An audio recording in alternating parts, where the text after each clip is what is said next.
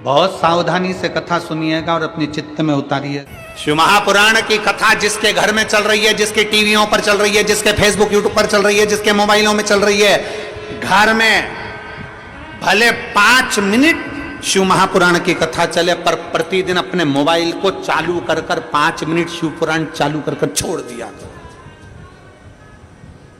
घर में टीवियों पर अगर कथा आए तो भले सुनो चाहे नहीं सुनो, 5-10 मिनट उस टीवी को चालू कर छोड़ा करो, जिससे वो शिव महापुराण के शब्द हमारे घर के वातावरण को शुद्ध करें।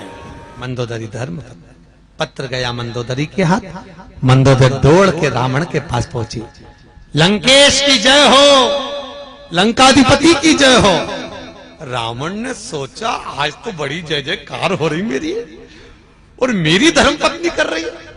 क्योंकि जिंदगी में केवल एक धर्म पत्नी ऐसी होती है, वो हर कभी पति की जय जयकार करती ही नहीं। कभी जिंदगी में किसी की भी पत्नी हो, वो कभी जिंदगी, तुम देखना अच्छे से अच्छे विद्वान की भी पत्नी होती है ना, विद्वान से विद्वान की पत्नी भी होगी, किसी विद्वान से विद्वान पंडित की भी पत्नी होगी, तो एकादशी पड़ोसन से पूछ के करेगी, पति से नहीं।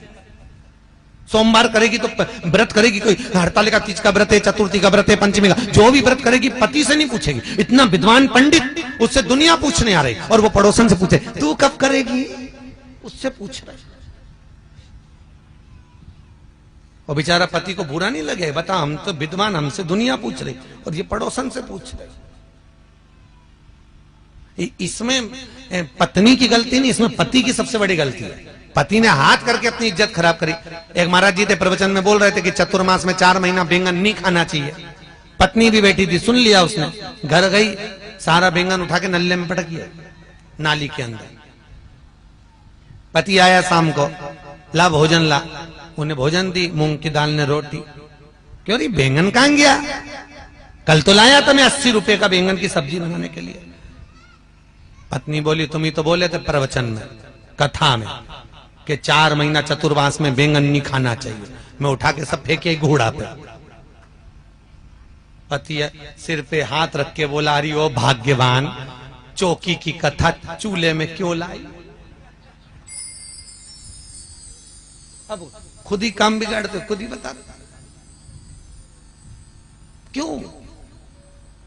मंदोदरी ने कहा, स्वामी आपने कभी ब्राह्मण कर्म नहीं करा। रावण कहता ब्राह्मण कर्म क्या होता है, मैं जनेऊ पहनता हूं, त्रिपुंड लगाता हूं, शिव का पूजन करता हूं, ये ब्राह्मण कर्म ही तो है। मंदोदरी कहती है इसको ब्राह्मण कर्म नहीं कहते, ब्राह्मण कर्म वो होता है जो जजमान के यहां जाए, भोजन करके दक्षिणा लेकर आ। रावण कहता मेरे जैसे दशानंद को कौन भोजन कराएगा। मंदोदरी के फालतू की बात छोड़ो, ऐसे बहुत सारे पड़े जो तुम्हें भोजन कराने को तैयार, तुम जाओगे। रावण कहने लगा अगर कोई अच्छा विद्वान मेरे को जिमाना चाहता चले जाऊंगा। जाओगे, पक्का बोलो। जाऊंगा, जाओ। राजा दशरथ ने बुलाया। रावण मंदोदरी के कहने पे सोने का मुकुट नीचे रख दिया। रावण विद्वान था, उसको मालूम था राम के दरवाजे पर जा रहा हूं, अहंकार का मुकुट पहन के जाऊंगा तो राम नहीं मिलेगा। मुकुट नीचे चला, दरवाजे पर पहुंचा। दशरथ जी को मालूम पड़ा ब्राह्मण आया है भोजन करने। दशरथ जी आए, रावण के चरण पखारे। राम जी ऊपर से खड़े खड़े देख रहे थे।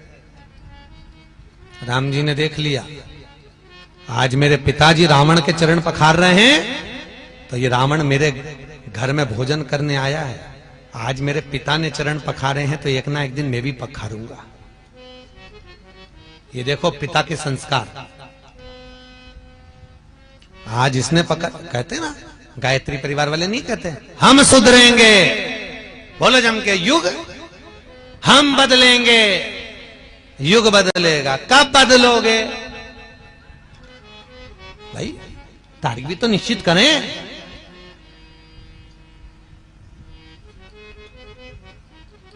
एक माता पिता ने अपने बच्चे को समझाया, सुन शाम को गुरुजी आएंगे, प्रणाम करना हो। हाँ, शाम को गुरुजी आए, चल प्रणाम करके नहीं करना। पिताजी ने 2 धर के दिया, गुरुजी प्रणाम कर, नहीं करना। बच्चा रोने लगा। इतने में मां आ गई, मां ने कहा बेटा प्रणाम कर ले, गुरुजी हैं, नहीं करना। मां ने भी धो दिया उसको, मोगरी उठा के। इतने में गुरुजी बोले काहे को मार रहे हो कि प्रणाम नहीं कर रहा। तो गुरुजी बोले नहीं कर रहा तो मत करने दो, कम से कम तुम दोनों तो करो। अब जैसे ही माता पिता ने प्रणाम करा, बच्चे ने साष्टांग दंडवत कर दिया, क्योंकि हम झुकेंगे तो आने वाली पीढ़ी झुकेगी। सही बोलो जी जियो। पहले जो गांव में घर होते थे या शहर में घर होते थे, उसका जो दरवाजा होता था चौखट, वो बहुत छोटी होती थी। सही है कि गलत है? बहुत छोटी। आपके गांव में तो आज भी होगी कई कई जगह, बहुत छोटी चौखट। और आजकल चौखट हो गई बड़ी। पहले छोटी चौखट इसलिए होती थी कि कितने भी बड़े परिवार की लड़की हमारे यहां शादी करके आ जाए, कितनी भी बड़े परिवार की बहू हमारे घर में आ जाए, झुक के चलना सीख जाए।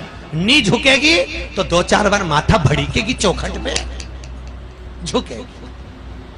आजकल चौखट हो गई ऊंची, तो बहुए भी बोल तो रही डुकरिया, वो काय को झुके, वो काय को झुकेगी। इसलिए निवेदन है, बहुओं को झुकाना है तो चौखट थोड़ी छोटी कर दो। अगर छोटी नहीं हो तो घर से एक पटिया खरीद ला, ठोक दो। थोड़ा झुकना सीखिए।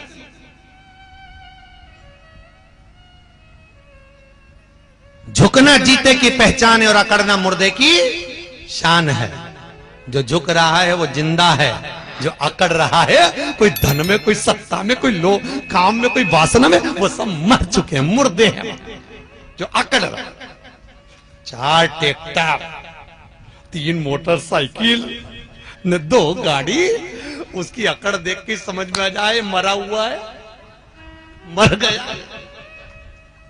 ये जिंदा है, जिंदा होता तो इतना क्यों अकड़ता? अरे बोलो तो नरम।